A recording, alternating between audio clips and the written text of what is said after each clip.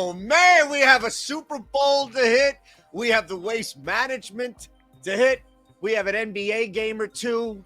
We have the odds on whether or not Doc Rivers will be fired by tomorrow. What? No, I'm sure they're out there. Wow. Oh, they should have him. Wow. They have to be out there, right? Every time they lose, the offshore global market knows they can get a couple of shekels on whether or not Doc Rivers will be next man down, coach fired. But we've got some other stuff here to talk about, mind you, outside of just the crappy ending, if we even get to that, Philadelphia 76ers against your Matt Jericho New York Knicks, who waited until the fourth quarter for the early cash out option. But play basketball. Yeah. Let's talk about the Super Bowl, shall we? Shall we? All right, let's do it. Okay. Yes. All right. So, I always like to find out. I always like to take the temperature, right, of the show. I like to take the temperature of the show here and see how anything has maybe changed or shifted.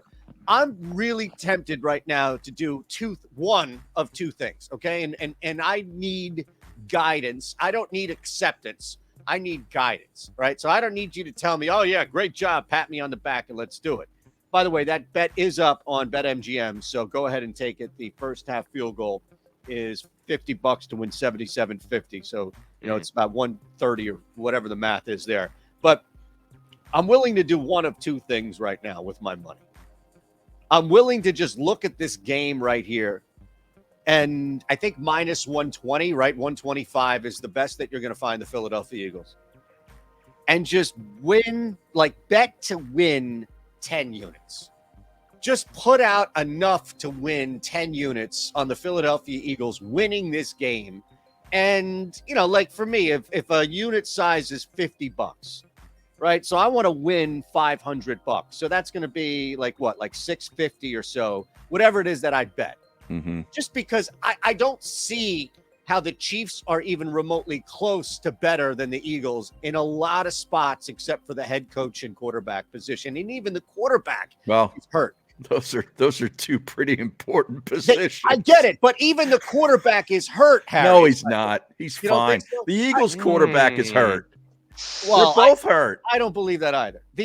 But I just don't know how Kansas City keeps up. Wow. I really don't. Now, the other part of me is saying, well, I have a futures ticket on the Philadelphia Eagles at 6-1. The smart thing to do here would be taking the Chiefs at plus 3.5 and creating a mathematical middle where you have 14% fall on 3, even more when the spread is 3 or less.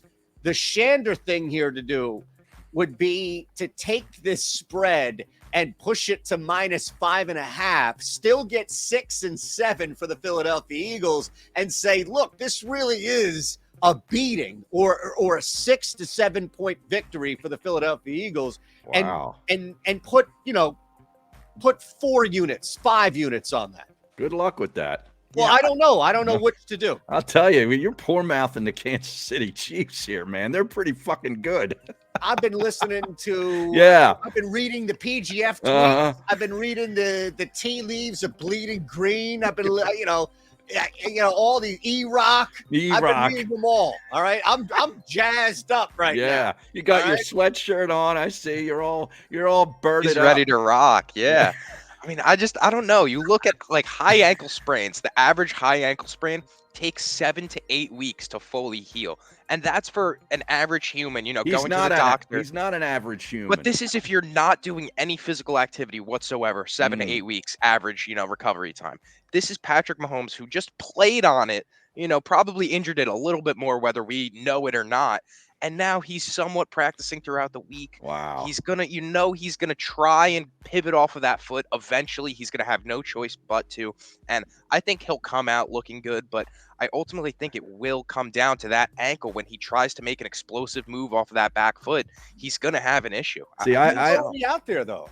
I learned a long time ago, 23 years ago, almost to the day, okay, when I bet against my Temple Owls one day against the Cincinnati Bearcats, because Pepe Sanchez had an high ankle sprain, and Cheney was poor mouthing the whole thing all week long. I put a nickel on Cincinnati, Temple wins the game outright. And not only did Pepe Sanchez play, he played great that day. And shame on me for betting against my guys because of a stupid high ankle sprain. I learned my lesson. Was that Kenyon Martin? Who Yes, was on I think it was. Yes. Wow. Like, yeah, it was pre-Darius Miles, right? They were a good team, too. They were good. That's a great Cincinnati team. Yes. Yeah.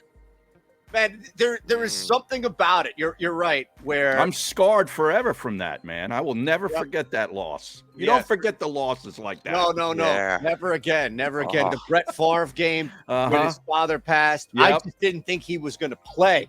So I put it all on the other side. That was against the Raiders, wasn't it? Exactly. Yeah, on a Monday I didn't Night think Football. He was going to play. Like I thought, who in their right mind would play? This guy's a freaking maniac. Yeah. And then he goes out and he announces he's playing, and there were no cash outs back then, Harry. Right. Yeah. You can't call the book and say, "Yo, Holmes, Yo, Holmes, how about a little cash give me back? 65 cents on my dollar, will you please?" Right. No, sir. No, sir. Remember that big Eagles-Cowboys game where Tony Romo fumbled the snap? I was on the wrong side of that one. You were? Oh, yeah. I had the Cowboys. Lone person in the building who had the Cowboys on that one. And that's a lonely feeling. That is a lonely feeling. Oh, my goodness. It's an amazing feeling when you're on the other side of it. Right. Oh, my. All right. So... all right, that's where so neither of you guys are taking either the Eagles on the money line or interested in pushing an alt spread. I'm taking them in the first half. Okay. Minus a half a point. Okay. Why? Okay. What? Why? Well, because I just think that Not that you have to show your work. They've been a first half team most of the year. And I just think, this coaching staff is going to have some things cooked up, and I think they'll get out to a lead like they typically have. Now, do I think they're going to cover the number on the whole game? Not so much, because I think Kansas City, in the second half, I think Andy Reid will adjust. Right. But I like the Eagles to get out to a lead and at least lead by a field goal at halftime. Got it. I'm looking right now. I just want a little bit more juice on this alternate spread if I'm going to take one of them. And I think I'm going to combine that with a Travis Kelce anytime touchdown. I know it's minus 125 and it's there for a reason, but you take that and then you take, just over that key number of 7. We take the Chiefs plus 7.5, and that gives you a plus 120 bet. So the odds of that a little more juice than if I was to just take that alternate spread and add in a different type of prop. I think Travis Kelce's a lock for a touchdown at this point.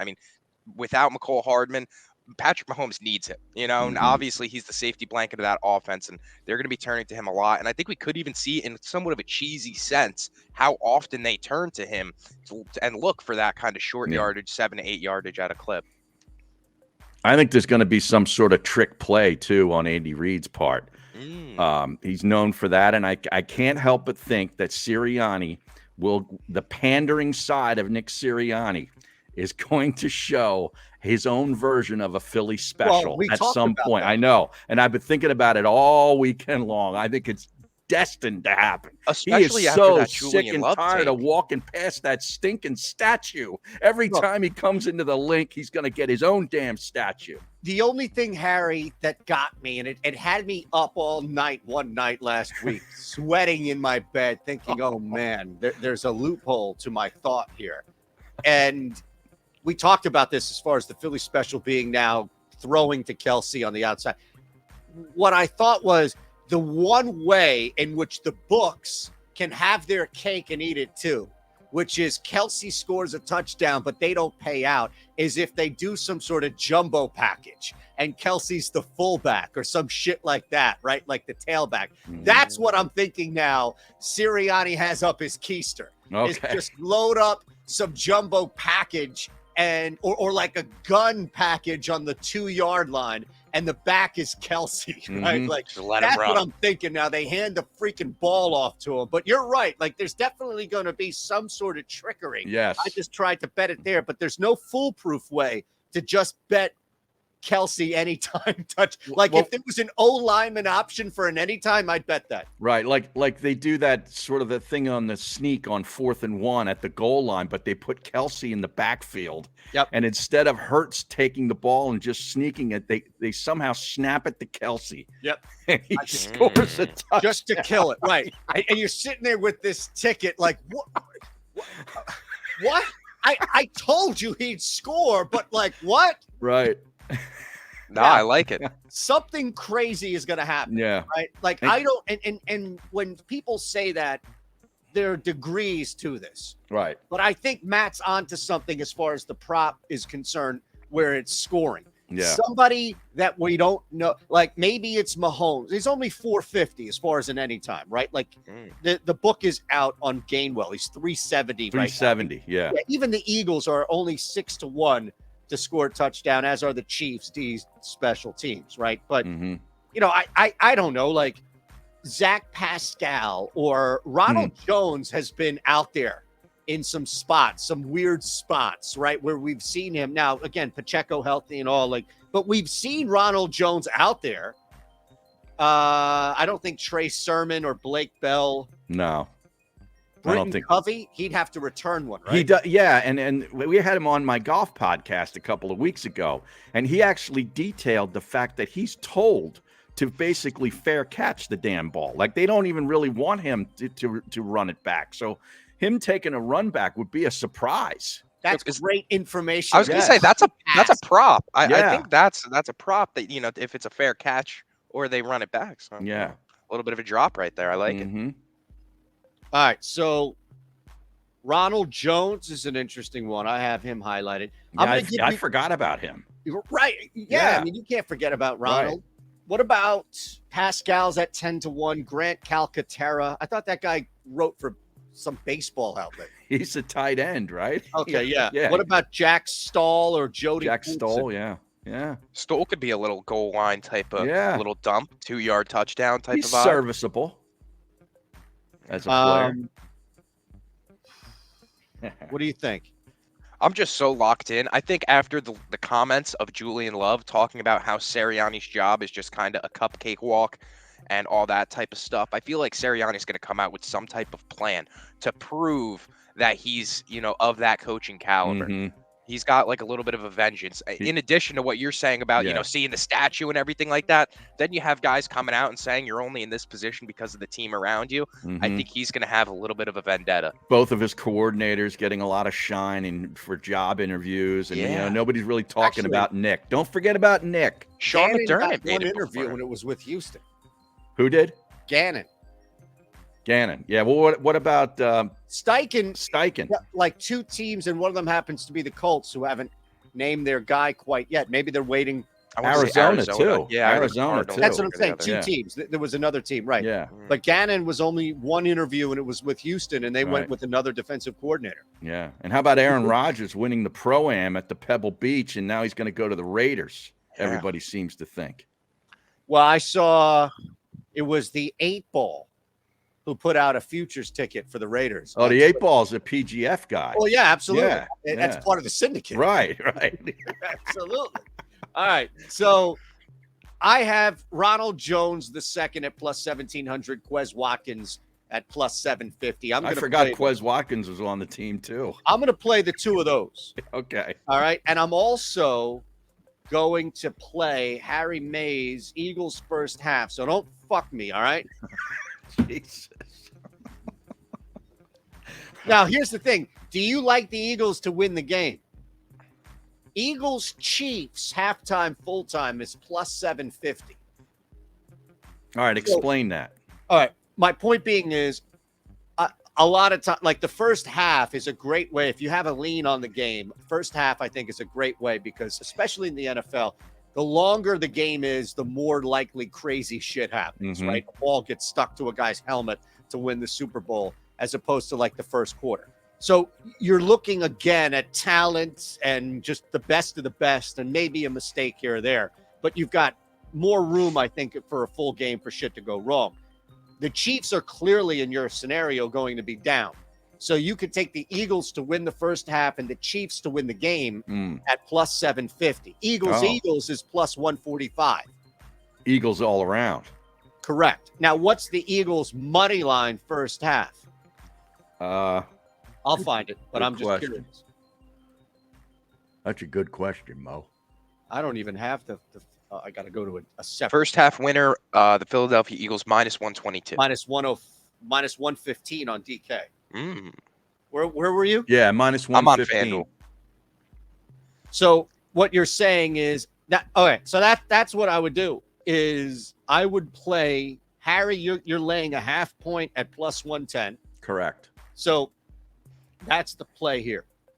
Half a point plus 110. Now, what you could do is you could and let's work this through. I mean, how much of a true hedge would this really be, right? Because you're taking now two separate scenarios. The only problem, of course, is if the Chiefs come out and win the first half, but then your first half bet was cooked anyway. So You're building a tower on the roulette table, and if the ball doesn't land anywhere near you, then you were screwed from the jump. Right.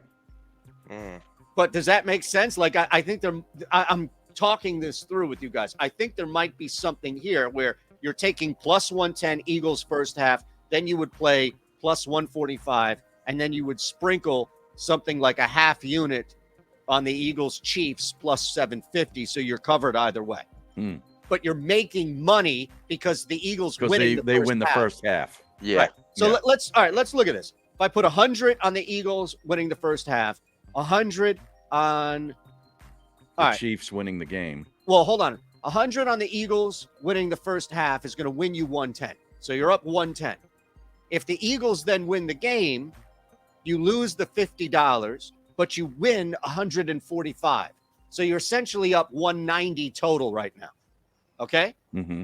If the Eagles win the first half, you're up 110. If the Chiefs come back and win the game, you win 375 off a $50 bet, but you're down 100. So you net 275. So you're up 375. So I think this is how you play Eagles winning I'm in. I'm going to bet this. Yeah, that sounds safe. And my only problem now, of course, is if the Chiefs Eagles come out hot. Yeah, lose the first half. Just totally mushed for Harry, who came here thinking like he had a 36-second synopsis of why this thing's going to work. He's in, he's out, and here comes Shander to just ruin it. I'm sorry, man. Could I interest you guys in a potentially first half total touchdown prop for plus money? I'm looking the Eagles right now over 1.5 touchdowns in the first half. If we're going to take that route that they're coming out, high octane offense for plus 110 over 1.5 touchdowns. So I like that one. Okay. They're a big first half team. So if we're going from that angle too, may as well stick it there and take advantage of some plus money. Yeah, and you got to figure both of these coaches. They've been cooking up plays for 2 weeks, maybe even more than that, with this game in mind. They can't wait to bust out their new toys. Yeah. Yeah, I would think so, Harry. I don't see nerves being like a factor in this game as much as like other Super Bowls. I feel like these are two teams who are heavily prepared for this game, and I don't see anybody coming out kind of scared to play. So yeah, I like it. I'm with you. Yeah, both quarterbacks are very comfortable. I mean, the one quarterback's been to a couple of these. They're very comfortable. Hurts is comfortable in any situation. He's played in national championship games in college. And that's an underrated part of this, which is like his first Super. And none of these guys, like they've been in high. Dude, an SEC championship game is equivalent to this. I mean, it's like 90,000 idiots at the Georgia Dome. Oh man, I love it. Whatever they want to say and whatever nonsense they want to pile on is fine. All right, we have a lot to talk about before we get out. Rapid fire go around here. I want to let's save any look aheads you have for the waste management on the way out, so we can rapid fire any of the 3 winter sports right now. If it's golf, if it's hockey, NBA, college. Well, I got Keith Mitchell today at plus 700 for this tournament that's going to get underway here in a few minutes. But I got a college basketball game. It's probably the best game of the night, easily. Texas at Kansas. I've never bought into Kansas being as good as people think they are. I still stand by that. I like Texas tonight plus the 4. I could even take them on the money line. Kansas turns the ball over a lot, and that feeds right into what Texas does. They turn you over, and they capitalize and score off turnovers as good as anybody in the country. So I'm going to take Texas plus the 4, may even sprinkle on the money line for the Longhorns tonight. Wow, I like it, man. I like it. Okay. It's a good angle there on fading Kansas at the very least. So, depending where Texas is, I think you have that rolling for you. I'm rolling tonight. Avika Zubac's over 10.5 rebounds. Wow. And his last 3 games, he's hit 12 plus in each of these games. So I'm taking him tonight to put up over 10.5 against the Nets. And then I'm going to our guy. It wouldn't be, a Philly Voice Sports Bets episode without Shai Gilgeous-Alexander getting mentioned. Has to be. And with nobody playing for the Warriors right now, they lost Steph and Draymond in the same game. So I'm taking him over 44.5 PRA. This is a number last time they played the Warriors, I think 3 nights ago. He hit this with ease, 36 points, 7 rebounds, 6 assists. So I really like him in this position again, especially with no interior defense of Draymond Green. I think this is going to be a nice number for him. And then I'm going to Domantas Sabonis over 20.5 points against the Rockets. There really isn't anybody down low to match up with him there, and I feel like we're always picking on the Rockets when it comes to their small ball and their lack of defense. So this is just another spot where I think Sabonis is going to thrive, and 20.5 doesn't feel like too much for him, so I'm going to stick with that one too. Have you taken out any futures on the Dallas Mavericks now that Kyrie is down there? I think it's too late, right? I mean, they're like 10-1 now, I think. Yeah, I was actually thinking, who would be an interesting play, because you have to get ahead of it, right? Like, somebody was devalued as a result of Kyrie going to Dallas, and they probably continue. Like, New Orleans might be an interesting team who's probably not going to win it, but when Zion returns, and they were already devalued here because I'm sure they took a hit. Phoenix. Didn't the Sixers take a hit too? They might have, but they were never really. I didn't see them in that list from Shapiro as far as them even being in contention for anything. Yeah, I mean, you look now, and the Mavericks have worked their way up now to plus 1,400, right under the Golden State Warriors, the reigning champs. The only teams above them are the Grizzlies, the Sixers at plus 950, Nuggets plus 800, Bucks at plus 420, and then the Celtics as the favorite at plus 300. I mean, you're kind of where you are right now. You need some sort of trade or injury or something like that to happen. All right, let me give you already college UT Arlington taking on what was a made-up Tarleton State. But they're legit right now, and they're riding a little bit, and they got their chests puffed out. And this is a great chance to get 2.5. I guarantee you, Harry, the next time you and I talk, the closing line value of UT Arlington will be through the roof. All right. I need you in a Tarleton State sweatshirt for Wednesday's show. If UT Arlington wins outright, I'm rocking one of those. If they lose in any other capacity, I'm buying a full head to toe UT or Tarleton State. All right. I'm all Tarletoned up. So that's one leg here. Second is Washington getting 2.5 at home. Cleveland comes off a monster win last night against the Pacers. They barely broke a sweat.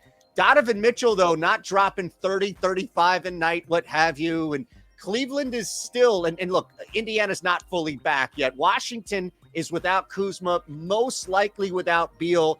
This line's going to move. I get it, but Beal could play depending on when this is and this comes out. They've won 6 in a row with guys up and down off that roster.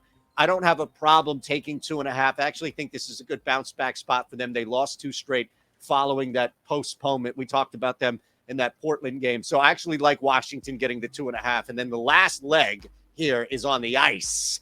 Florida. This is dropping. So at one point, they were plus 105. It's now down to even money. I imagine you'll be laying some money as you get closer. They're hosting Tampa Bay. Tampa's no joke. Florida's pretty good, in case you don't know. Tampa really good at home?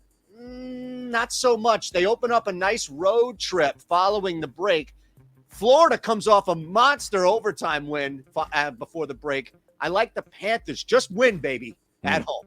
There you have it. One All right. play from every winter sport. Now, You should take an online course from Tarleton State just to say that you went there, and then you I can might. rock the Not. gear. I might. Seriously, there's nobody that advocates for Tarleton State They and need UT somebody. There you Arlington go. like you. Well, I'm against Tarleton tonight. Okay, so, all right. I'm UT taking Arlington. UT Arlington. Okay. Arlington. UT Arlington plus 2.5. Panthers plus money at home. Washington Wizards plus 2.5. All right. Wiz. All Now, right. any golf on the way out? Early Look aheads. Yes. I already locked in. I Matsuyama have to do my show Monday. You Matsuyama do your plus show. 2,800, Who? and Sahith Thagala plus Yeah. 5,000. Look, Thagala played well last year in his introduction to this course. Should have won it. Yeah, and that's the thing. Like, only a couple guys can't lay. I mean, look, you're talking about some pretty good golfers, right? Fitzpatrick. This field's stacked. It is stacked. So Tom Kim too. this is what I thought, Harry, and I'll run it by you because I'm about to do my show here. So I know you do your show on Wednesday, Swinging and Ding It. I do mine for Odd Shopper on Monday. So I'm just looking at it a little earlier. But I looked at course history and kind of where I could get a couple of guys. But you mentioned the field is stacked. Finau is 25-1 in a stacked field. He's played great golf over the last year. He loves the gallery. He loves the crowd. You know, Oh yeah. he eats it up. And I think that's what can be intimidating to either first timers or just golfers who aren't used to that setting. So at 25-1, I definitely like him. My one and done is actually, because I don't know if I'm going to use him in a major. I think Max Homa makes some sense if you haven't used him already as a one and done. He's played well here. I'll give you one. You had one on as far as on the outside is concerned. You know, 9 of the last 10 or 11 years, it looks like you have to be 50-1 or fewer in order to win this event. Thagala's at 50. He is. Yeah. He is. I'm going to encroach and just get on the other side of that and give you a guy who in the last 5 years or last 3 years at least has played exceptionally well here. Actually 5 multiple top 10s over the last 5 years, 65-1 top event history here as well. Matt Kuchar. Oh yeah. He plays well pretty much everywhere, man. 65-1 because of the field. Right. You know, nobody embraces this stuff more than Tom Kim, too. You talk about he's a rookie that's not going to be fazed by this environment. He's going to go into that Coliseum of the 16th hole, and he's going to be like, give me more, give me more, give me more. So does that impact you here? Because that's what I kind of looked at with a guy like Finau. You know, I don't know what Taylor Montgomery is going to do, but he's 50-1. Yeah. And he's a hell of a golfer. That's because of the field, too. Yeah. He's good. He's really good. I don't know if he gets his first win here, though.